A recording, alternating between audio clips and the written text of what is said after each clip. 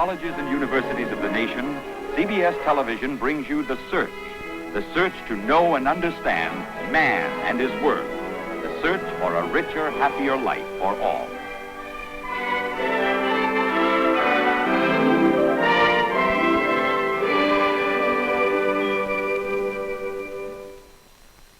I'm Charles Romine. This is a report on a revolution in machines. This is Professor Donald B. Campbell of the Massachusetts Institute of Technology, a leading authority on automatic machines and processes. For the next half hour, Professor Campbell will be our guide as we take you on a cross-country tour of laboratories and plants that are pioneering in the development of new robot machines. Right now, we are in the North Grafton, Massachusetts plant of the Wyman Gordon Company. Professor, what is that mammoth machine right over there? It's called the Big Squeeze. It's one of the two largest hydraulic presses in the United States. What do they use it for? They forge aluminum parts for airplanes and magnesium parts. It squeezes the metal together like so much cookie dough. The total pressure is about 18,000 tons. That's 36 million pounds.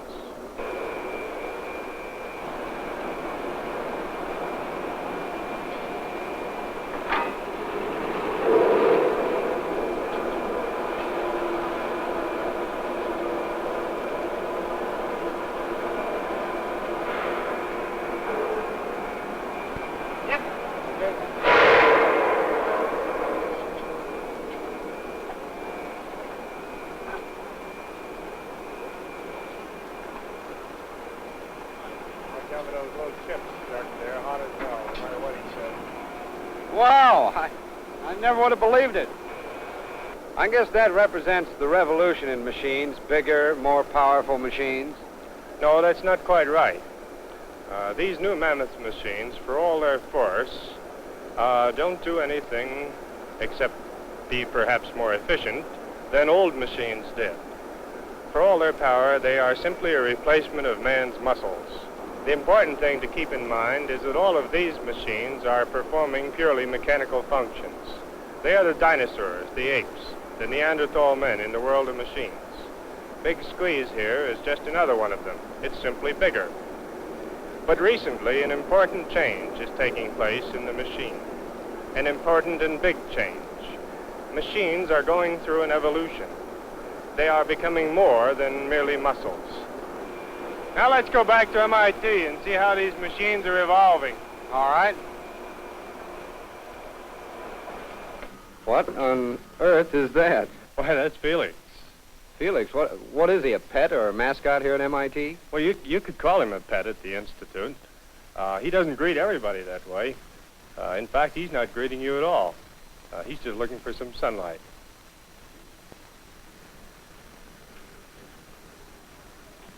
Felix is a device that shows how a machine can take over one of the human senses, vision.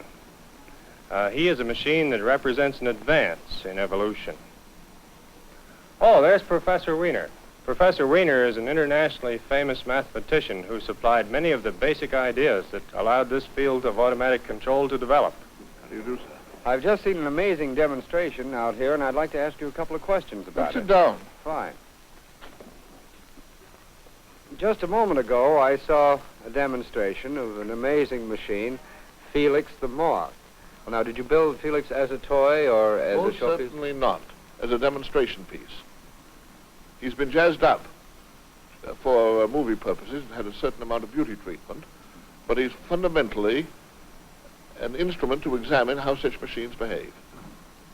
What kind of a machine really is Felix? Well, Felix is primarily a hastily put-together show machine to show what one can do with automata these days of a very different sort from the old-fashioned automata of the 18th century. You know those figures that dance around on the top of a music box. Has it ever occurred to you that they're blind and stupid? That is, they go through a set pattern and they don't perceive anything, and nothing that happens outside will change what they do. Well, Felix is different. First, he isn't blind, and second, he's got something that you can call a crude brain. Now, when I say he isn't blind, he's got a very curious sort of an eye, or pair of eyes. He isn't made to see images, but he is made to perceive light. A lot of the primitive animals have eyes like that. But in addition to that, he balances the light from the two eyes, and the change in balance, the light is collected by photoelectric cells, moves a rudder that steers him toward the light. What about the other senses, Dr. Wiener? Are you building in other human senses into these new robot machines? Well, let's take hearing. We have already guided missiles, that is, sonic torpedoes, that chase after the sound of a ship. Would you say that machines are becoming smarter and smarter? Yes, we're making them smarter and smarter. We're building into them better memories. We're building into them the possibility of learning. And those things are happening very fast. By that, do you mean that we have machines that actually think? The word think is one of the words like life and so on, and soul, which are bad words. They mean just what we want them to mean. But I would say that we have machines which, if they were to be for the first time discovered by an animal psychologist, would be said to think in the way that animals do, yes.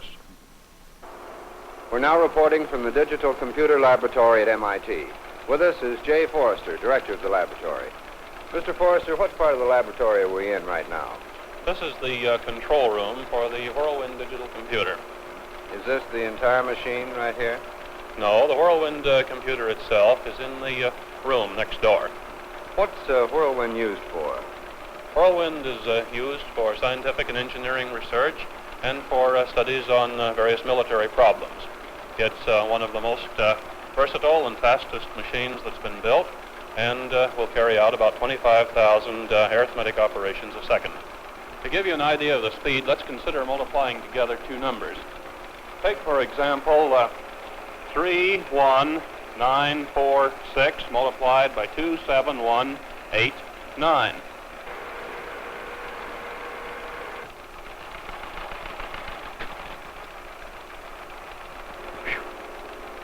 Boy, that was a very short fraction of a second to get that answer. Well, you see, in 15 minutes, Whirlwind can carry out the solution to a problem that would take a person at a desk calculating machine 15 years to do. Tell me, how does Whirlwind compare in regard to making errors with us humans?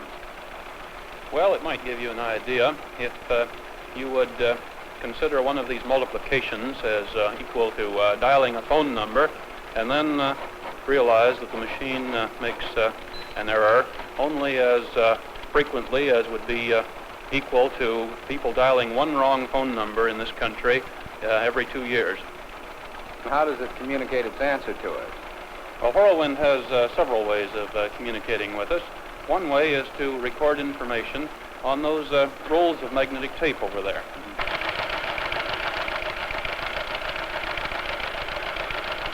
And when it's finished with a problem on tape, the tape is used to control the typewriter on the other side of the room, and that gives us a page of printed information.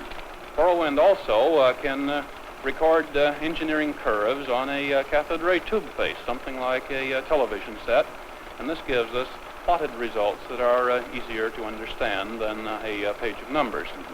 Well, after watching Whirlwind in operation, it seems it has a high degree of mental activity. Now, would you call that electronic thinking, Mr. Forrester? Well, I'd be careful about the use of the word thinking. After all, a machine like this only carries out the instructions that men prepare for it. Well, now we've seen machines with brawn and machines with senses, and right here, machines that almost think. Is the next step of putting them all together? Not quite. I think we have the important field of control that you ought to look into. Dr. Brown, I understand that you are the head of the electrical engineering department, and I'd like to ask you a question or two. We've just seen the electronic brain at Mr. Forrester's laboratory, and I'd like to know, what can these electronic brains do other than remember, obey orders, and so on? These brains, these memory devices, can perform very clever functions when they are made part of automatic control systems, but only provided these automatic control systems have the feature that we like to call feedback. Feedback. Now, that's a very interesting word. What exactly does it mean? What is feedback? Well, I would like to explain feedback to you in terms of a very simple, very commonplace, everyday experience.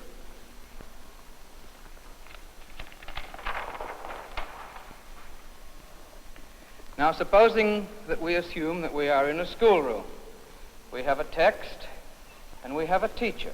And the teacher knows what the text has in it and what the student is supposed to learn. Now, if there is no feedback, the teacher has a very poor way of telling whether the student understands. This is why, in schools, our children are required to take a quiz, because it is by means of the quiz that the teacher can tell how well the student understands. It is the feedback feature by means of the quiz that makes our educational process even partially effective.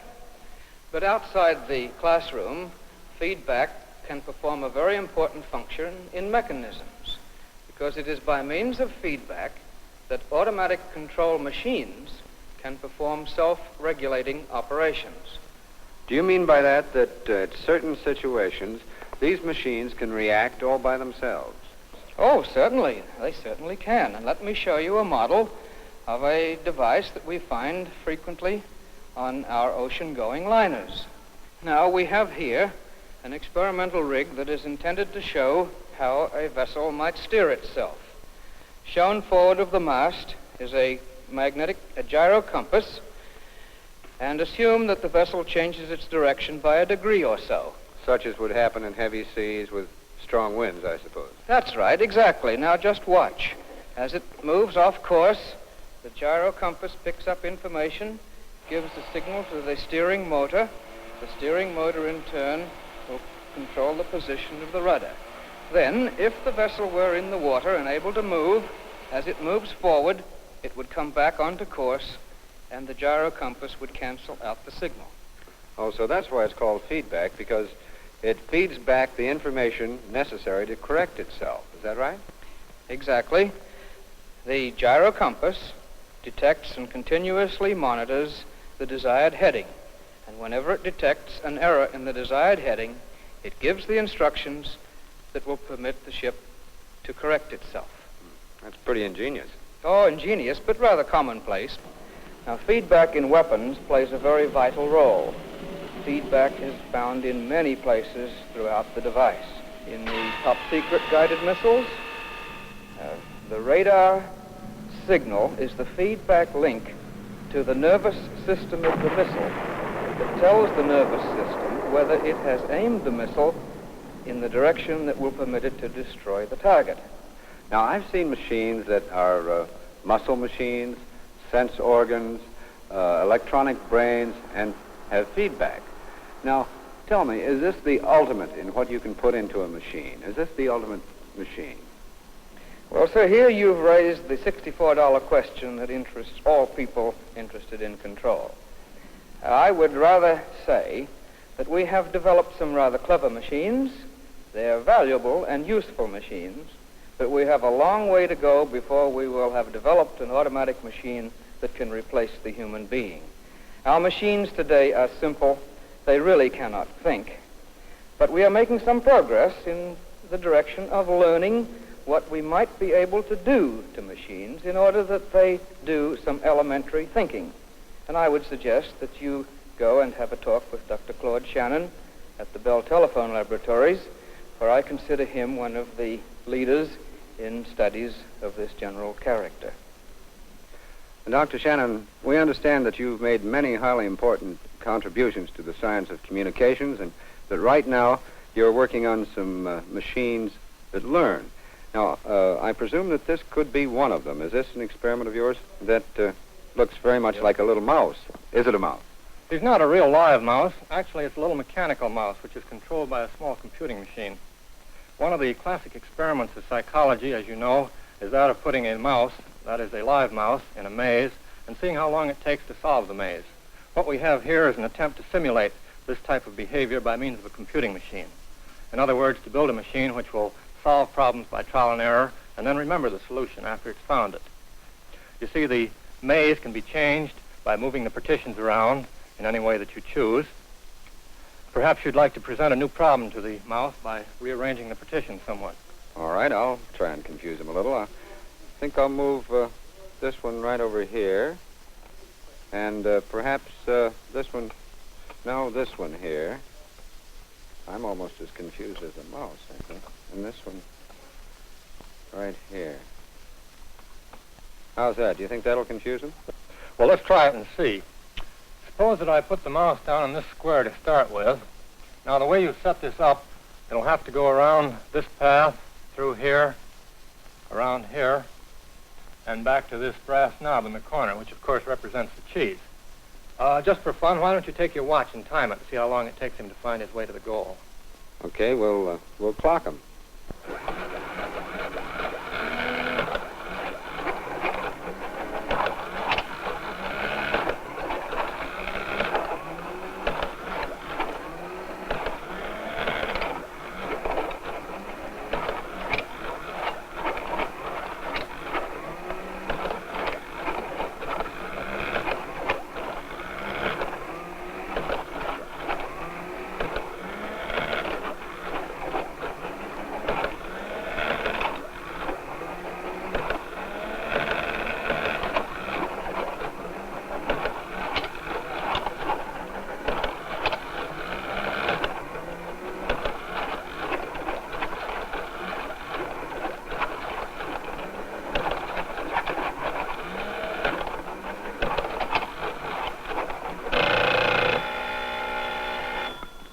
"52 seconds. Yes, he made quite a number of mistakes.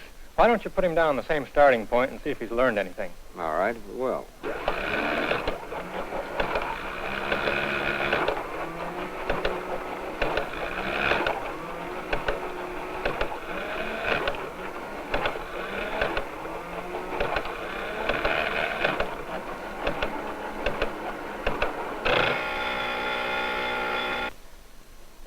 "17 seconds. That's pretty amazing.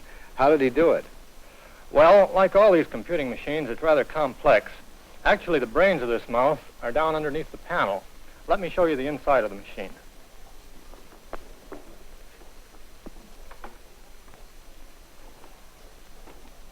Actually, the mouse here is a permanent magnet. It's pulled around by this electromagnet here, which can move on wheels underneath the cover of the maze. The electromagnet, in turn, is driven by two electric motors, which are controlled by a miniature computing machine. Well, one thing I'd like to know is why the first time did he make every conceivable mistake, or it seems so, and the second time went through with no trouble?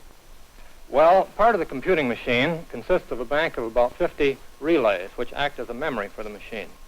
When the mouse goes through the first time, it locates the partitions, makes a mental note in these relays of the positions of these partitions. Second time through, it avoids all the mistakes it made the first time. Well, now, what do you expect to discover with devices like this? Well, machines of this general sort are very similar to the type circuits we use in our automatic telephone work. By exploring the possibilities here, we hope to improve telephone service. Further, we hope to possibly learn something about the general design principles of machines that learn. And if we're lucky, maybe we'll learn something about that most remarkable learning machine of them all, the human brain. We're back at MIT in the Servomechanisms Laboratory. Professor Campbell, what's the next stage in our evolution of machines? We can combine electronic brains with machines that do useful work. Combine brains and brawn. Mr. Romine, Mr. McDonough. Hi, how are you? Mr. McDonough and Mr. Pease, a former professor at MIT, worked together on the research and development of this machine. Oh, well, you're the one to ask, Mr. McDonough. Exactly what does this machine do? Well, this is an automatic milling machine. It makes many parts, such as the forming dies that are used in the manufacture of aircraft and by other industries. It often does in a few hours what it takes a skilled machinist several days to do. It's controlled by the computing machine, which you might call an electronic brain. Here is where the machine is receiving its instructions. You'll recognize the tape as being similar to that that's used at the Whirlwind machine. The metal pins come up through the tape and actually feel the pattern of holes. Now over here, we have the electronic equipment that actually controls the motion of the machine. The first panel controls the motion of the table. The second panel controls the motion of the tool up and down. And the last panel controls the motion of the tool in and out. All of these are to a precision of 1 or 2 thousandths of an inch.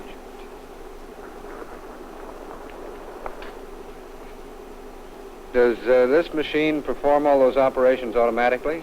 Yes, it reads the list of numbers that were recorded on the tape and performs the machine operations in the proper sequence. Right now, the holes on the tape are telling the machine to spell out CBS TV.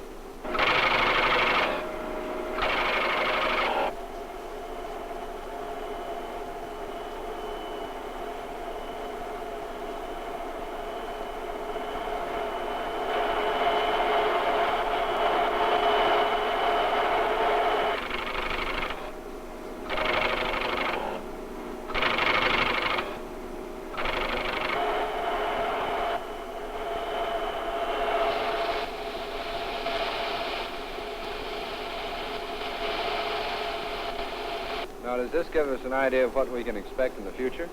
Yes, several industrial firms are now building equipment of this sort, and other plants are visiting us to find out more about the technique and see what they can learn about it. Well, I suppose the automatic machine represents the peak of machine evolution. It's a complete robot. That's what you're looking for, isn't it? Well, we're not after the kind of automatic machines you read about in science fiction tales. We want a more sophisticated kind of automatic machine. A kind of machine that is a complete production and service system. An automatic machine that is an organism, a community of machines, a combination of instruments and automatic machinery. And of course, the ultimate in this will be when men do not control the individual machines, but when instead they control complete arrays of machines arranged into complete automatic production plants. A sort of automatic factory, is that what you mean? Well, you could call it that. Are there any such factories in existence today? Certainly. At a Ford Motor Company engine plant, they have automatic machines that can turn out whole cylinder blocks with a minimum of human control. There are also automatic machines that can grind crankshafts to predetermined dimensions.